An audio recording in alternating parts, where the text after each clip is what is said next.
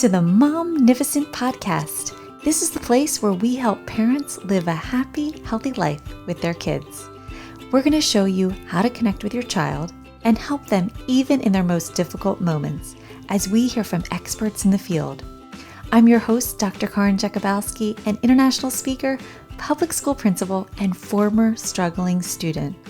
The Momnificent Podcast equips parents with science-based strategies to help you live a happy, healthy life with your kids. Welcome.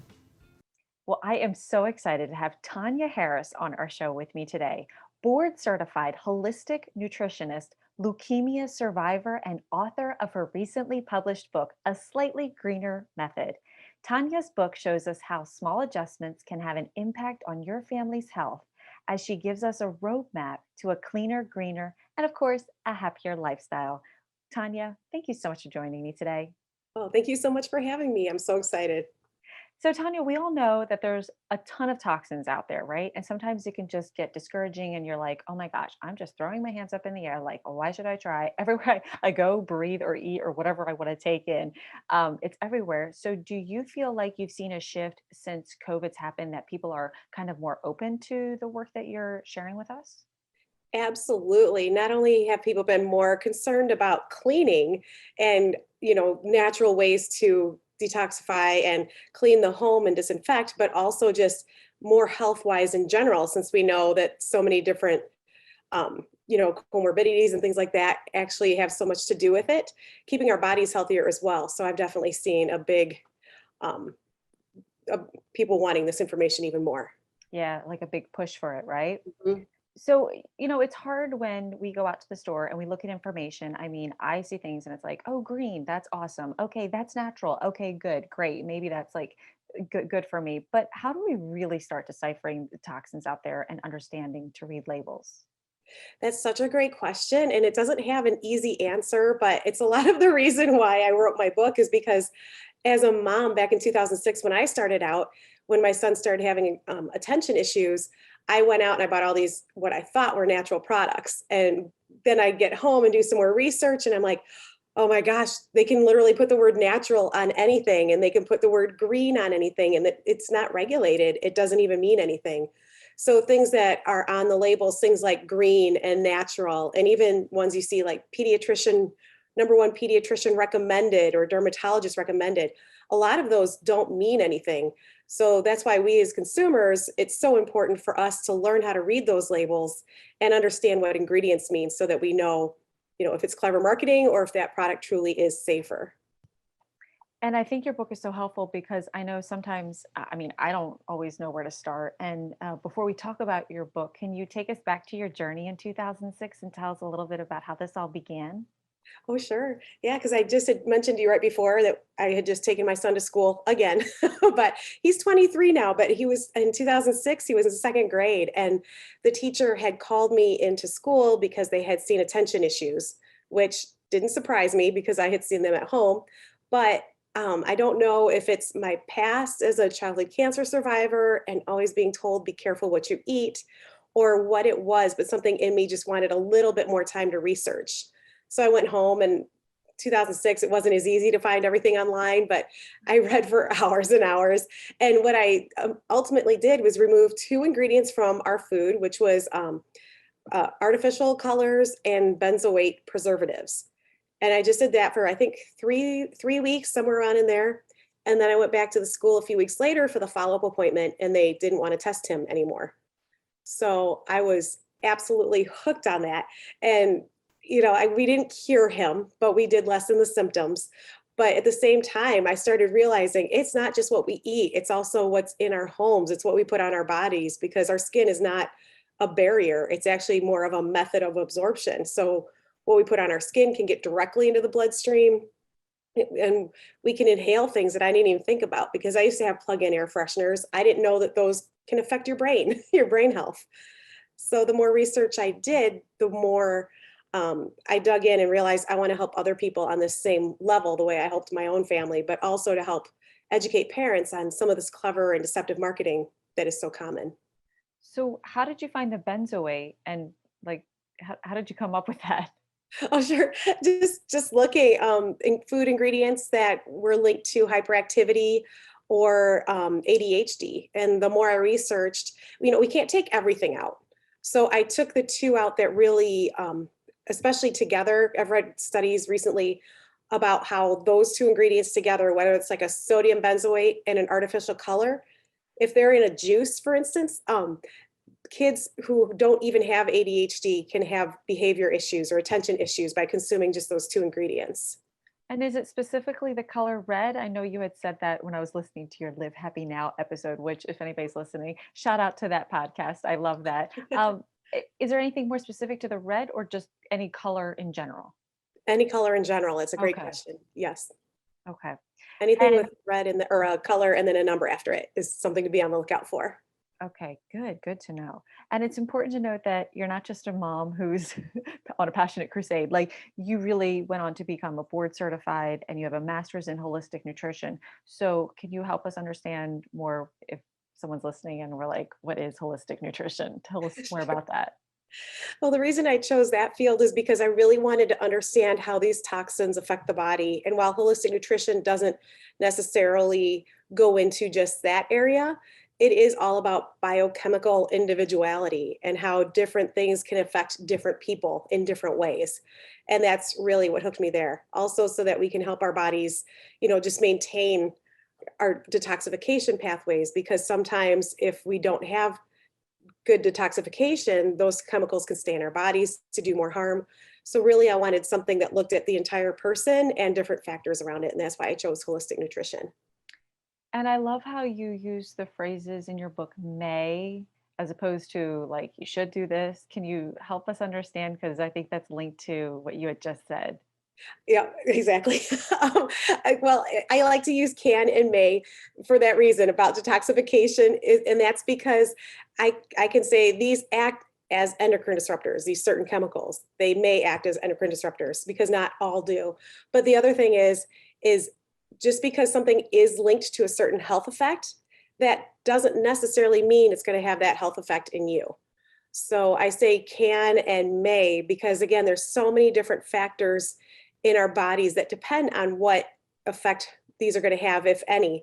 And it depends on your detoxification pathways. Is your skin healthy? How fast are chemicals going to be able to absorb into your body if you do put something on your skin? If you have healthy skin, it's not going to absorb into your body as much. It's going to be better than, if you have scratches or cuts. So it's everything from your nutrition status to your detoxification pathways, your skin health, so many different things about how these chemicals affect you. But for me, it's all about the long road. And we don't know, there's no studies on how these chemicals act synergistically. And a lot of the companies, How are there not studies yet? I think because we can't do human studies on that with, how people, the products that they use, and so many of these aren't tested. There's just, I guess, no way to do it. And then a lot of the companies too say, well, we have this toxin or chemical in our product, but it's below the recommended amount. But we don't know if we have multiple exposures to that product that has that ingredient per day. So for instance, I'll say a paraben. So they say their parabens are way under the recommended level amount. But what if you're using another product later in the day that has parabens, or they're commonly found in personal care products. You could have multiple exposures per day. Plus they don't know how that's going to interact with other chemicals. And So that can probably be so frustrating because what does affect somebody doesn't affect somebody else. Like you must find it like it's so individual, and maybe through trial and error over time, you're going to kind of realize like, how do you feel? How are you responding, to kind of gauge what is and doesn't work for you. Exactly. And I really feel too like it's the missing piece of the puzzle, because so many times, when's the last time, if your child has had attention issues, when's the last time your doctor asked, well, what kind of shampoo are you using or toothpaste are you using? Because toothpaste also has artificial colors. So it's all different things. Or if you have eczema, you could be putting a lotion on that has something like sodium lauryl sulfate or some sort of irritating chemical. And then if you stop using that, oftentimes, not all the time, but oftentimes you'll have fewer symptoms. So it can be something as simple as that and trial and error. So I really think there's something to another study I read that was super surprising to me was in homes that had air plugs, air fresheners, the plugins, 25% reported depression. No way. Yes, That's because crazy. it is And because they nobody have thinks of that. no, and I never did. And I love candles and I loved my Yes. scented everything. Okay, wait, what about now that you're talking about candles, soy Yes. candles? I always wondered like, oh, is this okay? Or is it still not so great? It depends. It's definitely better. No, I always hate telling people this because I love my candles. So it's always But everybody's about to cry. but I like how you said you were like, save it for the nice occasion. Like I love how you like Exactly. don't throw it out. Okay, tell us about your throw it out with the baby with the bathwater. When you came home and you had all your products in the bag. Tell us that story. That's hysterical. Oh, sure. When I first started doing this back in 2006, I mean, like I started out way too strong and my husband came home and I was on the floor by the kitchen sink, just putting all of our cleaners into a garbage bag. I mean, now I know how to dispose of them safely, but it's just like, I was just like, get these out of here. And then I realized I told my kids, you can't have these cookies ever again. Like then I've got all these And they're cleaners crying. I'm Now you crying. have They're another crying. problem. Exactly. Cause I'm like, I don't want nobody take my pizza or my cookies away. So it's just, so I think there's gotta be that fine balance of keeping things. So like you mentioned the candles, if you absolutely have to have your candles, because I mean, fall is coming up. Who does not love a pumpkin spice candle? There's so many great companies out there that have so many good products now and safer products, or just use that candle for a special occasion when you're having company over Yeah, and then use I that like safer that. brand. You can use that every day or even for a special occasion. And So that's what you give us in your book, all these recommendations of here's what you can consider if you want to, do it cleaner, et cetera. exactly. I know. I feel like I started out with depriving my family and depriving myself. And I travel a lot. I've got 3 kids, I've got 2 dogs. We've got a really busy life. And it's like, so I feel like if I can do this, truly anybody can do this because I'm also not domestic. So I'm not like in my kitchen making deodorant all day long or, I just Handmade say, soap. yeah, exactly. I enjoy something like that every once in a while, but I do always say I cannot cook, but I can make 22 chapsticks in 4 minutes. So it's however you want to live this lifestyle. I feel like so many of us, when we think about detoxifying our homes, we're like, how are we going to fit this in? We're already so busy. How am I supposed to understand all of these labels? When really there are so many different ways where we can make this lifestyle fit into ours in the Well, I way. like that because you definitely, through your book, really help break it down and make it simple for us who are on the go. Just tell me what it is. Someone's already, done all that work for us because it is. And then we're just deceiving ourselves that, oh, that's a natural. Oh, I should be better for me. But I love how you have like this quick tips that we can just go to and it be a guide for us, with sunscreen, with mascara, and I love your mascara story, which is so funny because when I listened to your podcast, I was like, wait, I already just started doing that. I have my like L'Oreal mascara, which I know is probably horrible for me. And I have my natural one. And I started using like the natural one when like Saturdays, like nobody's around, it doesn't matter. And then like we had our meet the teacher, our back to school day to day with teachers. And I'm like, oh, putting on my nice mascara. I'm thinking of you. Hey, I love that. It just made me so happy. That because I was like, I didn't like feel bad. I was like, it's just once in a time. It's not every day. So I think that's an approach that a lot of people can relate to and be like, okay, that I can do. Because when you say do this, that, and the other, sometimes people are like, oh my gosh, I know it's right, but I just can't do all that.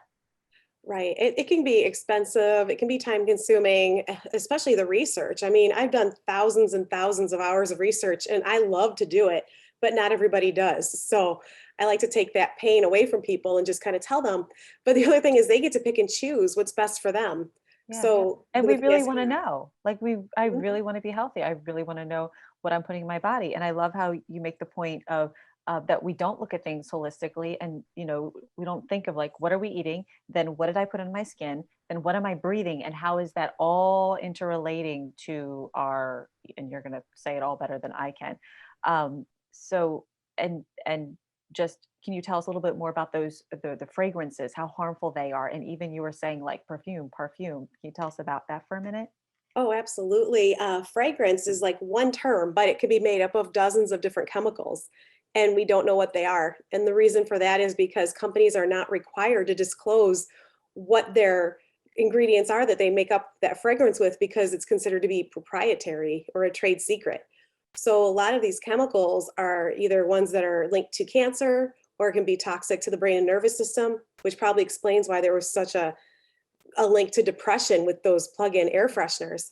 But they can be allergenic, they can be irritating to the respiratory system. There's so many different ways that they can affect the body, and we just don't know necessarily what they are. And some companies do put them on their website, but you don't know which ones they use in each fragrance. So there's no way to tell. So the best way to do it is to avoid products that have fragrance in it, or that use the term parfum.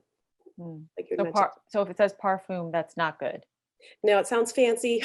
It sounds amazing, but it's the same thing. So I would be on the lookout for that all too. those other things. Exactly. And they use them in cleaning products too. So be on the lookout. It's crazy to me how you look on any bottle or ingredients list and 98% of the words you can't even pronounce. Right. So it's not like we even know what we're, unless you literally sat there, which is what you're saying, with a dictionary or look up or read, like nobody knows what any of this stuff is.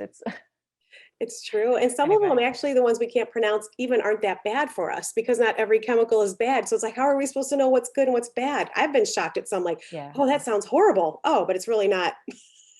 It doesn't really do anything. So that one's fine. It's a maze. It's really something that we.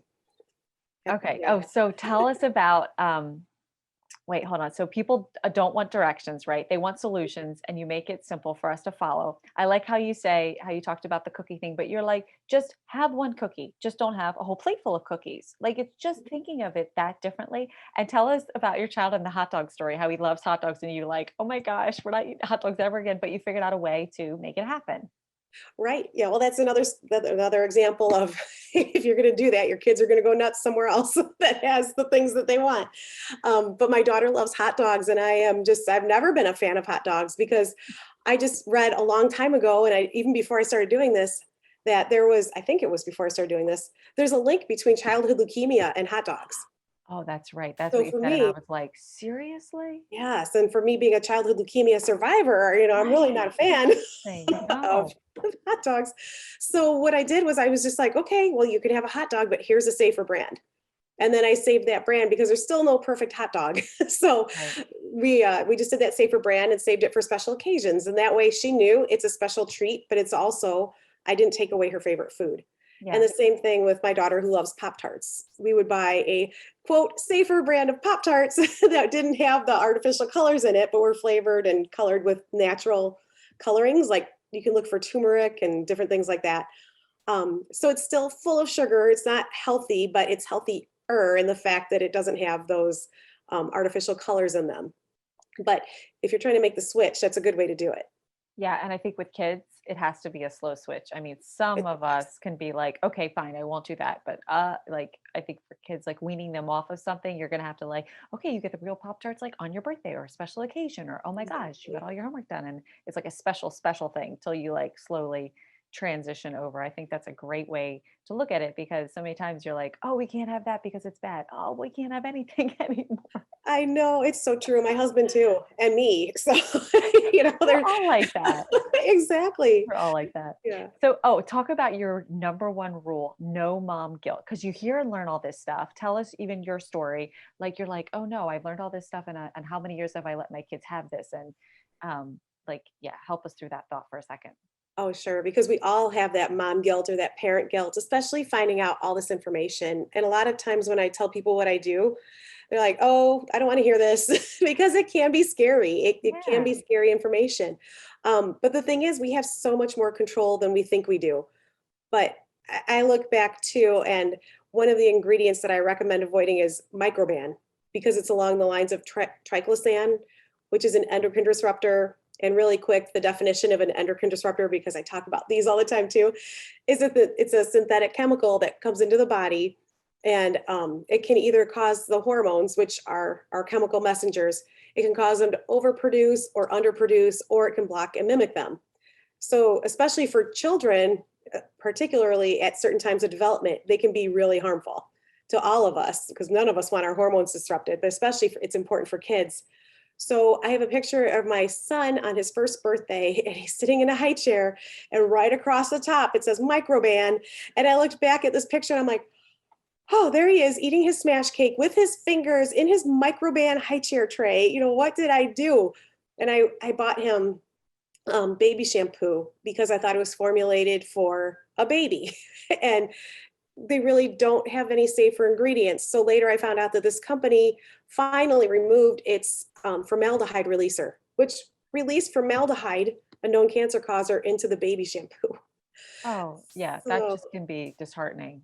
it is. So, Yeah, I did what I thought was right. I thought I was that's all you protecting my know. son from germs. And then I thought I was getting him a formula, especially formulated for a baby. And Uh-huh.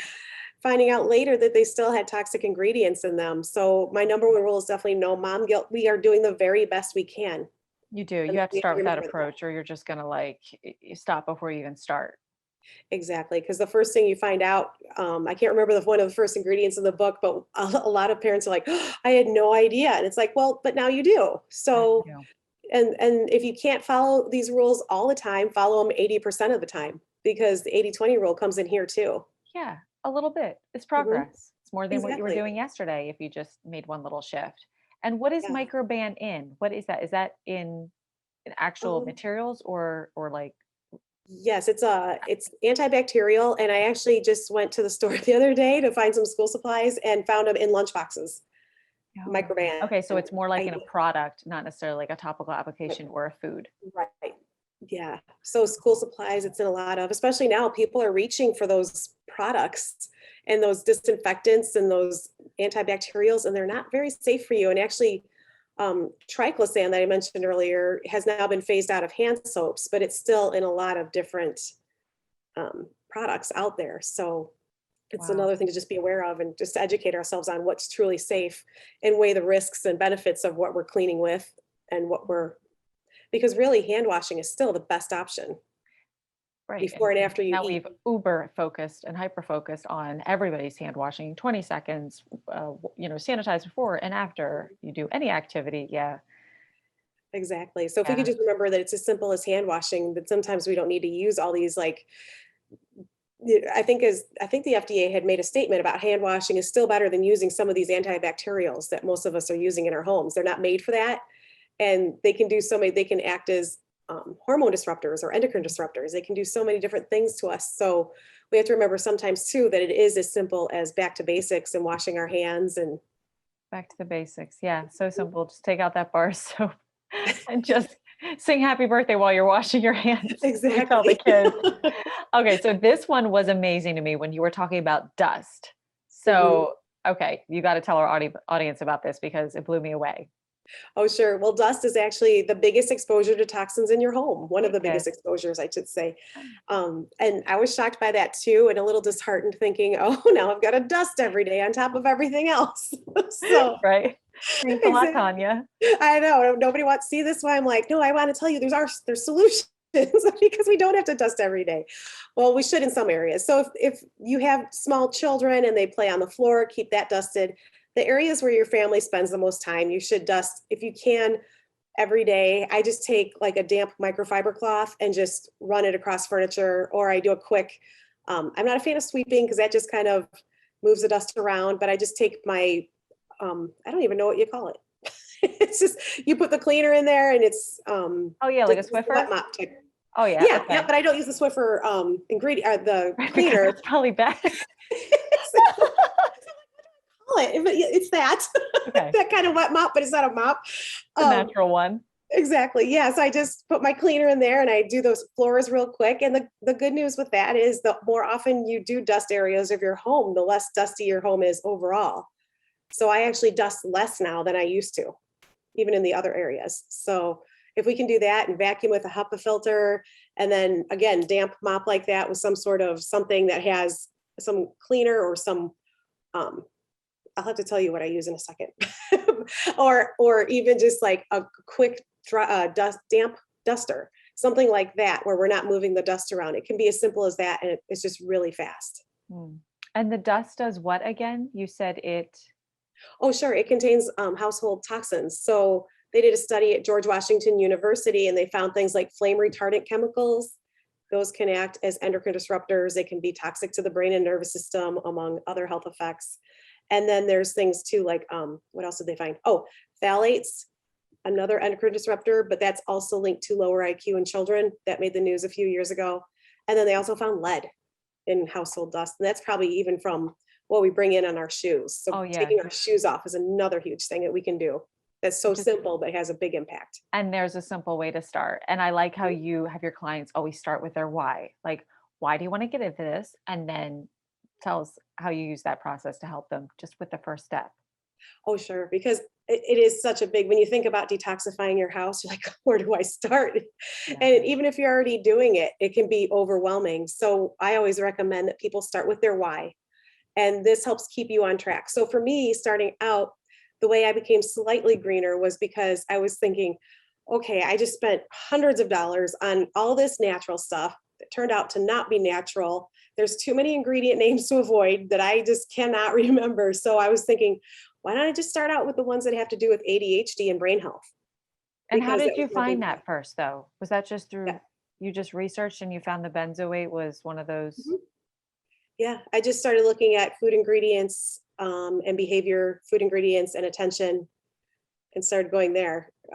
I found some books to read, but I really did my initial research online, which was a whole nother thing, like what's true, what's not online. So digging through a lot of that as well. But really, if you start out with, if you have an immediate concern, like I put eczema, pregnancy, like if you want to know what to stay away from while you're pregnant, mine was ADHD and brain health. There's cancer that I think I marked all of those down.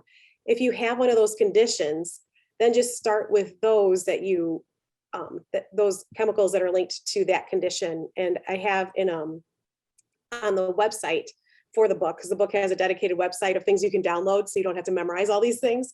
It actually has a snapshot of a protocol that you can go and look at for any of those. So for me, it was ADHD and brain health. And so I knew then that looking at anything that had an artificial color or a sodium benzoate in there, I was going to avoid. So now when I go to the store, instead of being like, oh my gosh, is this a bad one? Is this a bad one? I started with just those couple ingredients first and then moved on slowly from there. I love that. That's so manageable. I'm so glad you share that with us. And what kind of difference do you see in families when they start living a cleaner, greener, non-toxic life? There's so many different effects. And I have to say right away, some people don't notice anything right away. And that's again, because we're all so different. But for me, like I said, it's prevention, and what are we preventing down the road? It's like a seatbelt. Hopefully we don't need it, but it's something we're doing now to prevent it, to prevent something bad from happening in that sort of way. But I've seen people reduce the amount of headaches. I've seen allergies clear up pretty well. And again, I'm not saying curing or getting rid of completely, but lessening the symptoms for sure. Some people who just have a little bit of sore throat, allergy time, that will get relieved. Sleep's a huge one. People will sleep better because they got rid of those plugins and things in their rooms. Like that's a huge one too. And again, with the dust, if you're dusting more often and you're vacuuming more often, that can have a huge impact. But the way I designed it through my book also is how to do that healthy pantry clean out, how to do that healthy makeup clean out, and then your cleaning products also. So honestly, when you get done, you have a cleaner, more organized home. I think it's more fun. Actually, you realize you don't need a different cleaner for every surface. You don't need 15 different skincare products, because once you use the right skincare, you don't need to use extra skincare to cover up for some of the symptoms from some of that skincare that has some irritating ingredients. And then things like a hair mask out of avocado oil. It's just, things get so simple and they get so automatic too, because once you realize your deal breaking ingredients, again, those are the ones where if they're associated with a condition, you're like, those, if I see it on the label, I'm not going to get that product. So really, then you can go through the book again, or you can go through your ingredients again and add more as you want to. And pretty soon it becomes so automatic because you know what you can buy, you know what you don't need. And honestly, I think so many people are shocked at how many fewer cleaning products and skincare ingredients they really have or really need. Amazing. Okay, so here's another thing that really surprised me, that chemicals in our home are giving an off gas, or however you say that, they off gas even when you're not using them. Like, I never would have thought of that. Okay, you got to talk us through that one.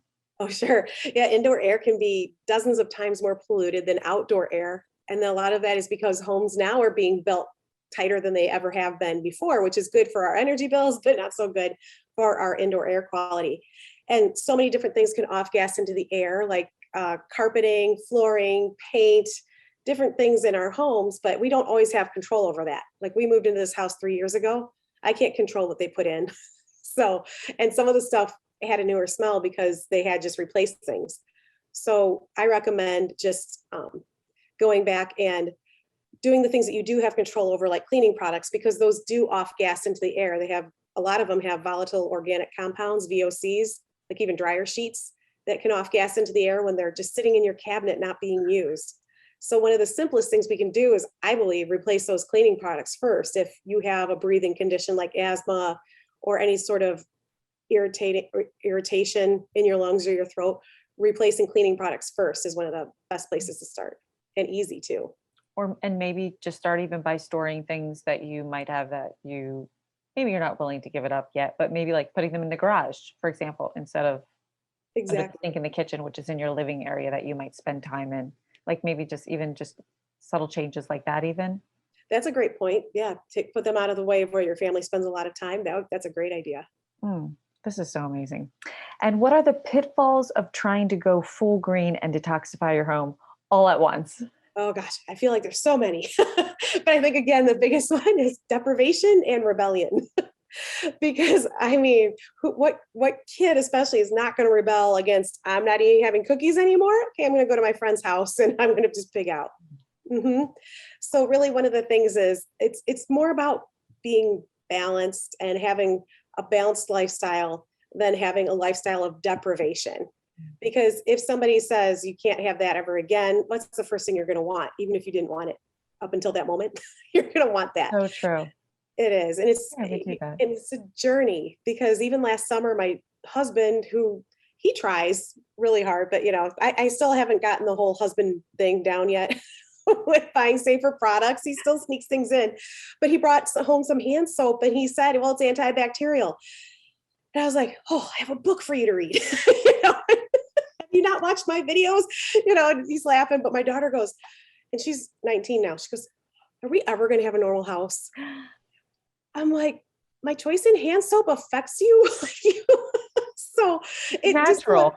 Exactly. So let people know it's a journey and not everybody's going to be on this road with you, but I really think as the parent, we have to set that example for our kids too. And maybe we don't, I did a video on this the other day, because this is one of the biggest questions people had when I surveyed them is, how do I get my family on board when it comes to this?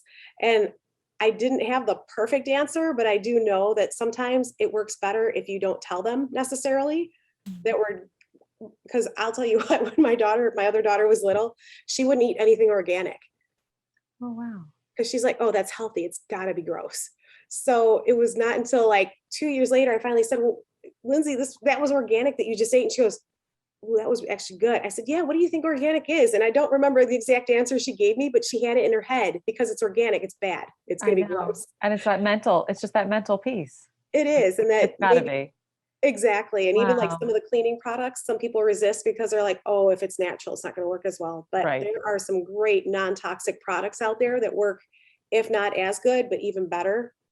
And also, I always like to say too, that sometimes they are more upfront. It can be a bigger investment on some of these cleaning products, but most of them are powdered or they're concentrated.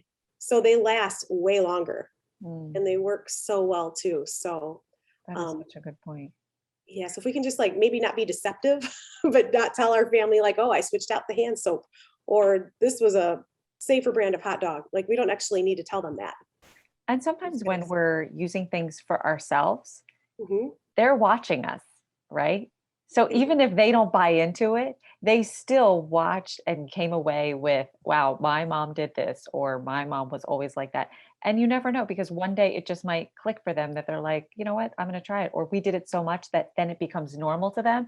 And it's not something different. It's just, oh, that is what we do. So I think that's a really great point. Like if you can't get them on board, then just take care of yourself with it. And then you'll have an opportunity when maybe they have a headache or they aren't feeling well or X, Y, and Z. And you're like, here, why don't you just try this? And if it ends up helping them, that could be the moment that it changes them forever. And my kids love that. Whenever they're sick or they have something wrong with them, they say, Mom, can you do something about this? I'm like, yes. It's so easy. Pull out my book. Exactly. Yeah. Give But me a it's minute. true. I Exactly. love There's so that. many great things out there that are safer, more natural, that work And just it as well. is. And it is so awesome. I mean, I'm like the last person to put, like ibuprofen in my mouth. Like I just don't like taking that stuff.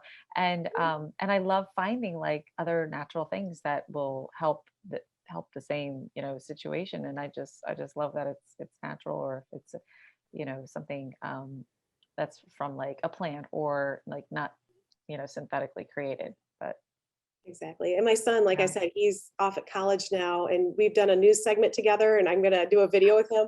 Oh, But he that's still cool. lives the non-toxic lifestyle while he's away at school on his budget. I mean, I'll send him stuff, but he knows like I don't use artificial colors. He still looks for things that have those so he can avoid those. And he's always like, well, I use white toothpaste because I don't want, so it's just different things. He doesn't use plastic around his food.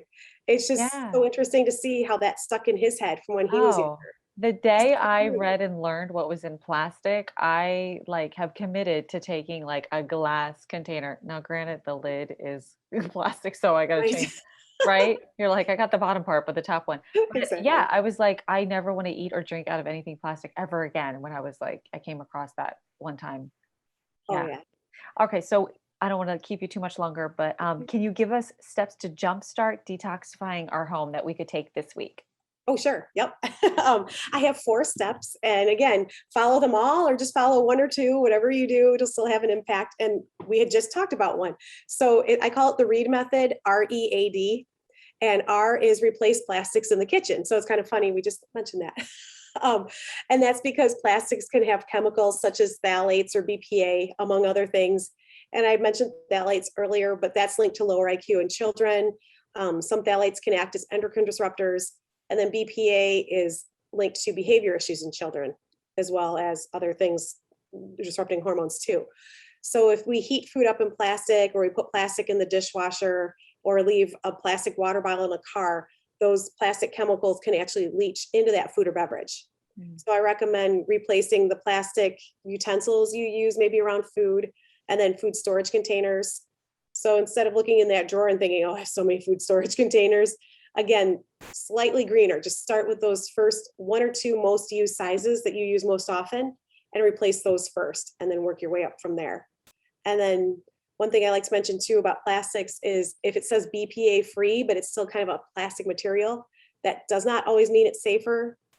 And that's because BPA is bisphenol A. And many companies will use bisphenol S or bisphenol F as a substitute, which have similar health effects, if Oh not my a gosh. little stronger. So stainless steel and glass are great options, even if it has that plastic lid. So if it does have a plastic lid, I just recommend putting the food in the glass part and letting it cool down before you place that lid, and don't let the lid touch the food. Okay. And That'll be, okay, this might be a dumb question, but do the plastic containers off gas? that's a great question. No, because you can definitely smell them sometimes. And So if you they can smell do. them, they're They off do. gassing. Oh man. Yeah, so I don't think they necessarily all off gas, but I mean, you've definitely brought something home that's plastic, or like a vinyl shower curtain Yes, that's plastic, that is off gassing. Yes. do. Oh, you're right. Mhm. It has a nasty smell. It is. Oh my gosh, Tanya, this was so awesome. I could just keep listening to you forever, but I'm going to encourage everybody to get your book as I work through it myself. And thank you so much, for coming on. It was awesome to hear from you. Yeah. Oh, thank you so much. I was so happy to be here. Thank you for all the research that you've done for us to make it easier for us who just were on the go, but we want to know and we want to learn. And that's why I love doing these podcasts, because someone could just learn in like 20 minutes, 20, 30 minutes on their way home today, like 3 things they could start doing, like one step at a time. And it's for a healthier and a happier life. And it's so worth it. Like every little step that we take in this direction is just so worth it for your body and your health. And you're working so hard. And I'm always like, when you get to the end of your life, like I want everybody to have the energy and the vitality and health to enjoy, their old age, the retirement, whatever. And it starts today with like things that we're putting on our body and taking in. And so yeah, thank you. That was such a valuable information. I can't wait to hear, how my listeners are able to use the things that you say and how it starts changing their lives for the better. This is so exciting. Thank you. Awesome. Thank you so much. Well, that's all we've got for this episode of the Momnificent podcast. If you enjoyed this episode, I would be honored if you would subscribe and rate if you really liked it. I know wherever you're listening right now, it might not be the best time to leave a comment, but feel free to leave a question, a review, or a comment at any time. And until next time, remember, don't worry, be happy.